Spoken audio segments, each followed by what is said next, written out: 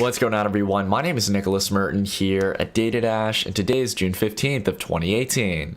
Well, folks, it's time for a daily update here on the DataDash channel, and today we have a wide range of topics to discuss here on the update. First and foremost, as always, we'll be spending a good amount of time taking a look at market valuations, as well as doing some technical analysis on the market leaders. But outside of this as well, we have some key headlines to digest. For crypto, we've had some extremely positive news come out over the past 24 hours in this very bearish market, where the SEC, according to their definition, has defined Ethereum not as a security. So this is a very, very positive set of news. We'll talk about more of the details on it later on. And along with that as well, we've had a very prominent political figure step into the crypto arena. So we'll be talking about the details on that later on in the video. But in regards to traditional markets, we're doing a little bit of analysis as well and spend some time to look over some important key data points that have come out on Zero Hedge, talking about the current stance on markets. So we've got lots of things to talk about. Let's not push it off any longer and dive right into the update. So spending some time here real quick to talk about the general stance on markets. We've obviously been recovering over the past few hours. Most things are generally in the green. However, we do have some players here in the red. Really, the biggest downplay here has been Wakey Chain. That's been down 20% over the past few hours. But for the most part, we can see most things are generally in the green or remaining neutral at the moment.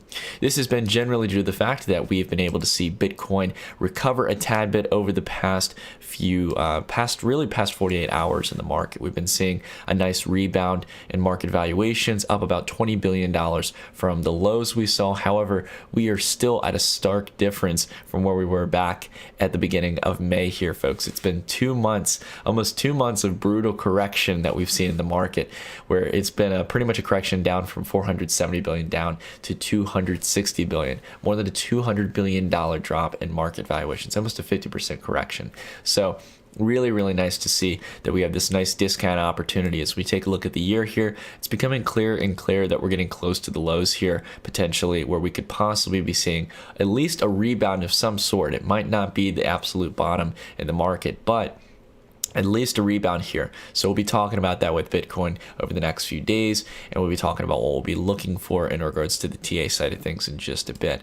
But as we can see here, as we take it down to the year chart on market dominance, it seems like Bitcoin is toying around with that big even of market dominance of 40%. We'll have to see if it can push towards higher levels. I don't think it's going to go much higher, folks. To be fair, I think in the short term, actually, we're going to probably see Bitcoin dominance start to turn over, and this might be the opportunity for other coins as well as some of the other market leaders to start gaining in this market. There's a lot of cheap market leaders out there that we'll also take a look at in the TA side of things. But going on here to Bitcoin, I want to spend some time here because not only have we stepped out of the RSI here, but I want to talk a little bit not only on the daily sense, but also take a look on the hourly at some key rejection levels we're currently seeing at the moment.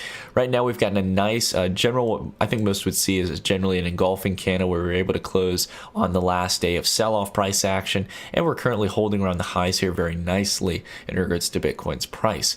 And I think this is expected after all these days of sell-off. We've been able to see a nice set of buy volume come in. We've been able to see the market rebound a tad bit, and this obviously came after the SEC declaration that Ethereum was not seen as a security, which again we'll talk about in a little bit. And along with that as well, it's happened at a perfect time because this is generally where we've been able to find support in the market correction that we've seen in this bear market. We've been finding support generally around $6,000 to $7,000. This has been the zone to get bullish in regards to the market. Now, again, it's not a win-all moment for crypto. It doesn't mean that we're going to be set out for the altcoin cycle just yet. But at the same time, it looks like it's more and more likely that we're going to hold support here and eventually over the next week or so start to take an uptrend up to these levels to test around the key even of $8,000 to around $8,500. So I think that's the general case we're going to get over the next week or so. Might not happen overnight, but I do want to take a minute here to focus in on the hourly and talk about some key levels of resistance that we could possibly see. There's really two ways I see this playing out in regards to the next few hours, really over the next day or so, is possibly where we could get a rejection here at this key level around $6,600, a little bit above $6,600, where we've been seeing resistance hold for Bitcoin back here in the past before we got a continued correction. And we might see a potential correction back down over the next 2 days, down to this key level that we had at the lows of the correction. The reason I believe this is because we might need to have more solidified support. If we take a look back here just a moment ago on the daily, if we look at the TD sequential here, for those of you who don't understand the indicator, I recommend you guys look into it. I still have to do a trading tip video talking about this. But generally speaking, we usually find that with these corrections in the past down to these lows, that the TD sequential comes into play. You basically want to see the 9 come on the candles. It basically means that the 9th candle is lower than the preceding 4 candles. And in this case, we can see that in both cases we had a candle four steps before, not all 4 candles.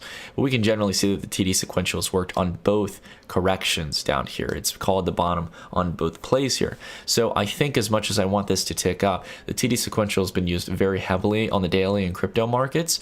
And we also had, again, over here, a reversal play, a correction play on the TD sequential that we should have spotted back a few days ago that led towards the continuation of the downside. We didn't have enough serious momentum here, and it could obviously show that, we didn't have enough to spark the market here. We didn't have enough to break the TD sequential correction.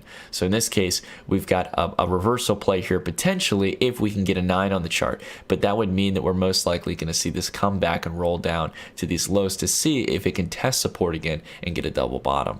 So I think that's going to be the general case here. If not that, if we can actually get above here over the next few hours, get above $6,700 for the close, I think you're going to get much more than that over the next few hours. If we do get above this level, if we can get a close over the next day or two, we'll definitely be testing up towards the upper $7,000 range if you get a close above 6,700.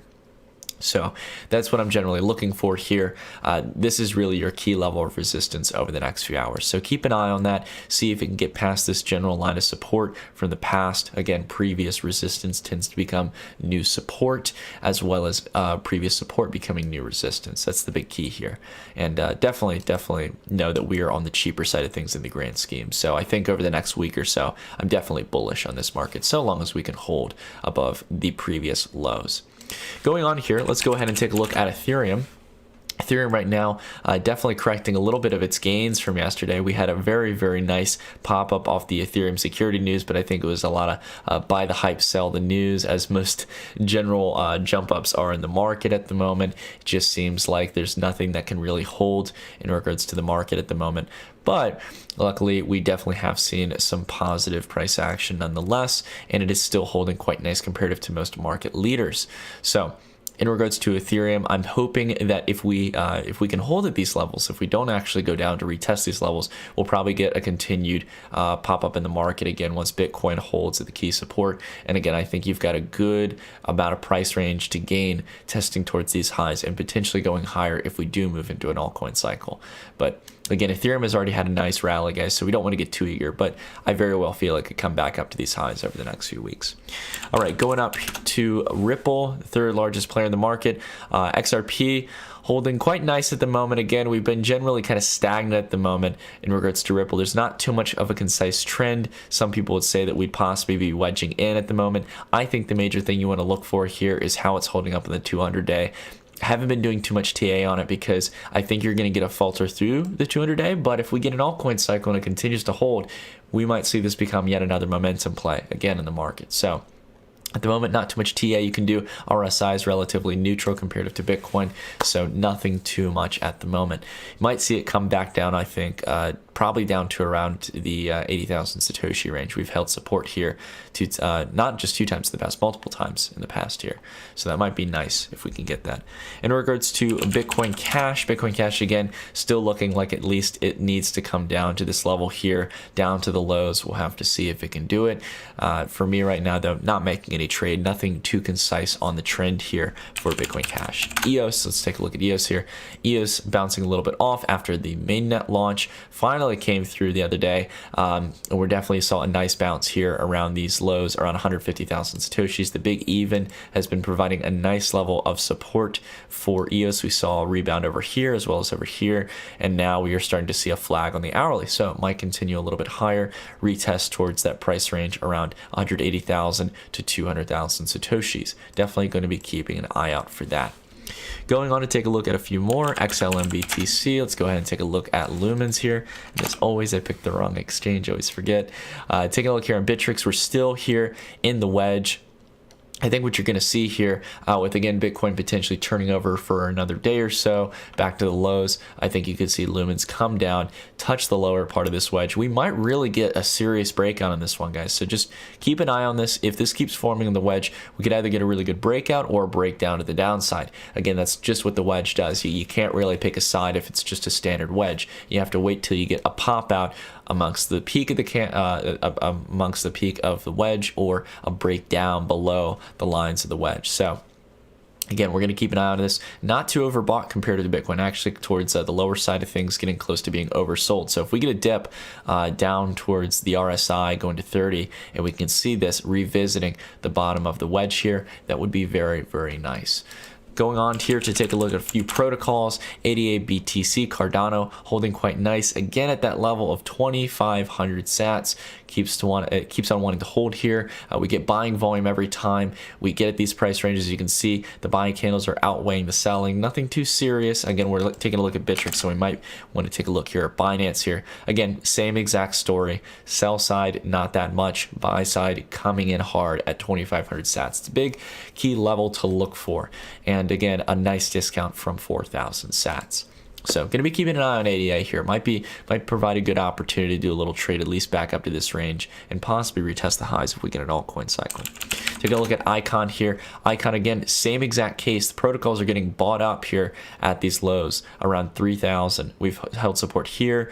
This is obviously previous support of the past, and we had a bounce over here, even though we did get a slight dip below for about a few hours on the price action. So Icon, again, a lot of these protocols looking cheap. The big thing is, guys, is that, again, we want to see Bitcoin retest support. If we get that, I think you'll have that one opportunity left to really get a lot of these protocols at their key levels. And then from there, you're possibly going to see a retest towards the upper highs around 8,000 for Bitcoin, which is going to obviously lead altcoins to follow.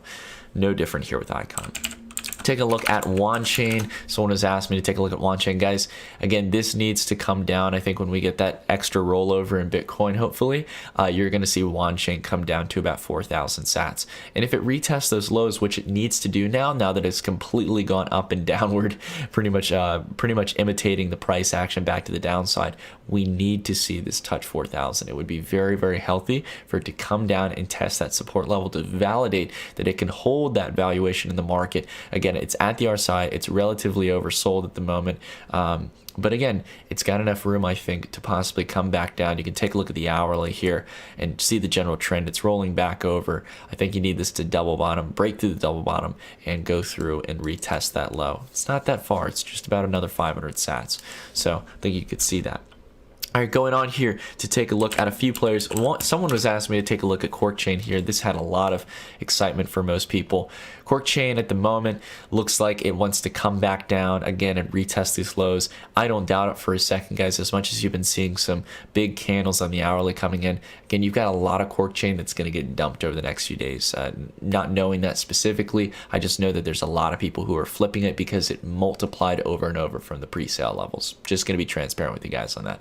I'm not going to hide it from you or lie to you. That's just generally the ICO space at the moment. Going on here to take a look at one player I also got a request for was Dash. Dash was something people had asked me about, and I really wanted to take a look at this. I'm going to get it here on Bittrex so we get the good amount of, we don't get any of the crazy low volume that Poloniex is trading. But in regards to Dash, I really, really love the trend we're seeing right here, because at the moment, Dash is generally holding towards a key support level. Anytime you generally step below 5 million sats for Dash, historically over the past year and a half, this has been a level to look at Dash. This has definitely been a level where we can feel a little more confident in Dash in regards to going long or getting bullish on it. But again, we have to really see if it can hold here. There's not too much crazy volume. If you go on Binance as well, we'll take a look at that as well to get a little bit of a bigger picture. One day they need to have a compilation of volume. We can see there's definitely been some increased volume over here on Binance. Nothing too serious. Might be a little bit of market maker volume. As you can see here, there's these patches. I don't know if there's any serious market makers trading on Binance or any of the exchanges for Dash, because it's such a well-established coin and there's plenty of liquidity in the market. That being realized, though, we are on the lower range here, and along with that as well, I want to go back to the exchange. Sorry, I keep bouncing between the different exchanges here, guys, but there was one thing I wanted to talk about, I think, with the TD sequential here. If we go here to Bittrex, turn on the TD sequential, yeah, we can see here that we got a 9 reversal. Again, this is something you want to look for on the daily, along with, I think, on the weekly, we're getting close to one as well. We had gotten one back here, but definitely want to see if this continues to hold here. It's going to be a few weeks before we get that, but yeah, again, watch out for Dash here. I would definitely say, haven't built a position in it, but definitely looks like it's at a nice level at the moment. All right, going on here, guys. Done some good TA here. Let's go ahead and take a look at the current state of crypto news. Whereas everything has been bearish, where there has just been FUD galore in this market, we've finally gotten to a position where the SEC has cleared the rumors. It has stopped, speaking in a kind of broad, generic speech. It has finally come out and said that under its definition, that Ethereum will not be deemed as a security, at least by their definition at the moment. So this is really, really solid news, because a lot of people I think it was back in April and May, were really, really fearful over the idea that the SEC might come out after all these years, after Ethereum has grown to be a very, very highly valued cryptocurrency, to be deemed as a security. Okay. Now, we don't really know if this was a slap on the wrist, saying, oh, Ethereum's one of the older players, no hard feelings, we'll let you go this time, or it's by definition not a security, because a lot of people would be debatable over what's known as the Howey test. This is how securities are determined by the SEC, but most people are under the assumption, from what the SEC said, because there are other components that this headline doesn't capture, that Ethereum had an early front-runner advantage, and that from Ethereum, that other ICOs that are built on top of Ethereum, or ICOs that are created on other protocols, or other protocols in general, could possibly be seen as securities tokens. So as we go through the article here, there's a few key headlines we want to look at here. This was the basic quotation from the financial director, William Hinman. Based on my understanding of the present state of Ether, the Ethereum network in its decentralized structure, current offers and sales of Ether are not securities transactions. So the offer of Ether, the base currency under the Ethereum network, in this case was not deemed as a security. But it's really interesting. I don't really understand any other reason as to why Ethereum versus other security tokens or other ICOs that might be deemed as security tokens is any different. I mean, it's going through the same kind of capital raising in regards to raising Bitcoin as it is raising Ether for a given ICO. So I think it's honestly just the fact that it's so well established and there's so much corporate influence into Ethereum that the SEC is going to, again, give a slap on the wrist, not to give too much to it. But at the same time, they suggested a few other things as well. They were suggesting that not only could other ICOs be security tokens, but they also made clear, again, this is something we've known for a while, that Bitcoin should not be regulated as a security, that there really wasn't much traction amongst the idea. This has been something that's made sense for a while because Bitcoin wasn't issued out for a public sale. There was any type of crowdfunding for this cryptocurrency. Bitcoin was mined, people put hardware into it. It's all separate from being able to just simply raise capital. So in this case, again, we've been seeing positive developments. We talked about this yesterday, the Thai SEC confirming that 5 domestic ICOs are now ready to raise funds. This is definitely really important news. Again, I would keep in mind that with the competition in Asian markets, we've been seeing some positive developments in South Korea. I think they just recently launched some kind of beach project that's going to be like, I think like Switzerland's Crypto Valley. So, I mean, you've got all these different countries competing on different regions of the world. And I think the SEC making this decision for Ethereum is extremely positive. And it's going to give us a better framework to hopefully establish a better foundation for other ICOs, whether they are going to be deemed securities or not. So, very good news nonetheless. Even though it was relatively short-lived for Ethereum, it definitely seems like it served as a positive catalyst for crypto markets. Going on here to talk about a controversial figure, I know definitely on the political scene, Steve Bannon has stepped into buying Bitcoin and getting into the crypto craze. Now, putting politics aside, guys, I know people have some differing opinions in the political space, but I do want to say and give credit to Steve Bannon for getting into this space because he fits very well into the whole crypto mindset. He's a very libertarian kind of populist kind of guy, and with that, It's very interesting to see that he's gotten into the crypto space, especially down towards these lows and everything. There's some good quotes here. He called it disruptive populism. And the reason he talks about this is really stems off of who he is as an individual. He's been talking very extensively about, the financial crisis since 2008 and really the struggling middle class in the United States. I think that's been the big narrative outside of all the controversy that's surrounded towards him. But the thing about it, I really love this quote here that defines his vision. His vision for virtual currency has elements of his unorthodox ideology. He sounds like both an avowed libertarian who wants government out of his life and a progressive who wants Wall Street held to account when he insists that virtual currencies can help citizens take back power from the central banks that debase your currency and make citizens slaves to debt. Now, I know it sounds very extensive to use terms like slaves to debt and debasing of currency and taking power back of central banks, but that's literally what cryptocurrencies offer. I think we forget from time to time why this movement really matters, and it's the fact that we are going to see not only a major wealth transfer from all the wealth that's been robbed from us from the traditional currency system, the traditional fiat currency system that's controlled by central banks, but along with that as well, it is going to provide a whole lot of liberty and a whole lot of freedom in regards to giving you the opportunity to manage your own money. I have no doubt that you're still going to have in the future, whether or not there's a currency crisis or not, you're going to have centralized currencies. You're going to have central bank cryptocurrencies, CBCCs. That's been talked about for a while since the BIS proposal back in 2015. But again, I really like to see that people like Bannon at least see that there's potential in this space for something like this. So again, no matter how you feel on him, I think it's really, really awesome to see something like this. Going on here though, stepping outside of crypto news, let's take a look at traditional markets. As we take a look at the refresh here, we can see that US futures are down at the moment, down about 0.5% on most major indexes. If we take a look here at the NASDAQ has continued to rally towards all-time highs as of yesterday. We'll have to see how the market opens up here over the next few hours. It's currently early in the morning. I'm trying to get my daily updates out a little bit earlier. But at the moment, markets holding towards all-time highs. The NASDAQ as well, I think it's very important to note as we take a look here on the weekly, is rocking a 9 on the TD sequential. I'll go ahead and make that visual here because the indicator is blocking it. But we can see here on the indicator that we're getting a potential reversal on the TD sequential in the weekly. So it wouldn't be surprising as the futures are down over the past few hours that we possibly get a reversal. I think though that we are setting up on the last serious run-up of the NASDAQ over the next few days and weeks. As we take a look here at the chart, we can see that we've not only had some shakiness over the past few weeks, or excuse me, the past few months in the market, but along with that as well, this is generally the kind of pattern you see before one last royal flush to the upside, and then you get the correction in the market. And it's very similar. I was actually going through, and I love to do trend analysis. I'll go ahead and show you all. So we go back to the days of 2000. During the dot-com era. It's very interesting. We have a very similar pattern in the market right towards the peak of the dot-com era, where we had shakiness entering in the beginning of the year, much like we saw in 2018. And what I think you're going to see is, again, the Nasdaq's going to break out.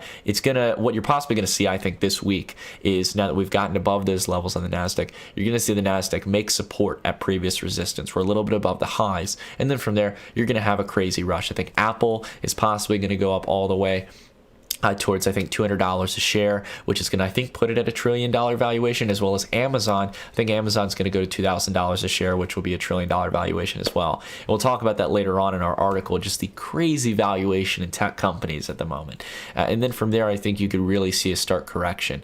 And this goes with all the major indicators here. I mean, we can take a look here at the S&P 500. The S&P 500 as well as the Dow Jones are showing the exact same trend here. They're starting to roll over, and we can see that these are looking a tad bit overextended at the moment. Sorry, I didn't mean to activate the TD sequential, but again, these aren't showing the same kind of positivity we're seeing with the NASDAQ. The NASDAQ obviously is very tech heavy, it's very risk heavy. We're seeing the same with the Russell 2000. We're seeing the risk taking come on, and that always happens right at the end of every single parabolic run up in markets. We're going to see the last bit of risk taking come in. And from there, I think a lot of the fundamentals are going to start to show that a lot of it, the smart money, the institutions, the hedge funds, they're moving money out. The money coming in, stock buybacks. The capital that's either borrowed or on reserves from a lot of these companies is what's fueling the stock run up. So again, I think the emperor's I can't remember, I'm trying to remember the quote there. I think it's the emperor's clothes or something. I can't remember. Yeah, I'm not gonna. You don't try to test me on quotes, guys. That's not good. Anyways, going here to talk about market sentiment, I wanted to spend some time to also offer to you guys as well. This is something I could work towards if you guys are interested, of setting up a market sentiment gauge that I could use, and I would share with you guys the current status of it, and let you guys know about where I'm standing on markets. If this interests you, either for crypto or for traditional markets, let me know. I'd love to do it, and I could do one for each and possibly set it to do automatic analysis to really be able to do things where it doesn't require much maintenance, but we can always check back into it. So if you guys would be interested in that, let me know in the comments down below. Last but not least, let's go ahead and talk a little bit on this recent article where there's about 20 stats published by Bank of America here on Zero Hedge that are really, really interesting to take a look at. We'll go ahead and look at some of these highlighted ones. There's 3 ones that really stood out to me. Global financial assets at $180 trillion at an all-time high. We've seen that since around 2008, we've been able to almost double the valuation of our entire asset markets. This obviously includes a variety of general assets, different types of debt in this case. I mean, you have a massive, massive growth here in general markets from 2008. Now, obviously, you have some inflation to factor in there, but really, in the grand scheme of things, taking in global equity and debt securities, I mean, this is just absolutely out of the water. Shows exactly how much we've gone into a bubble over the past few years and how we really haven't learned much since 2008.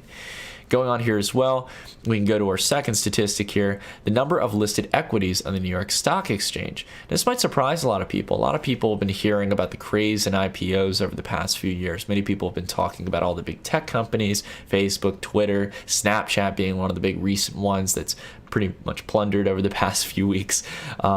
But the fact of the matter is that IPOs have actually become not so common. They haven't actually been a very a preferred measure of taking a company to the next level in valuation. In fact, a lot have stayed private or have done different types of raises in regards to increasing their valuation or raising capital.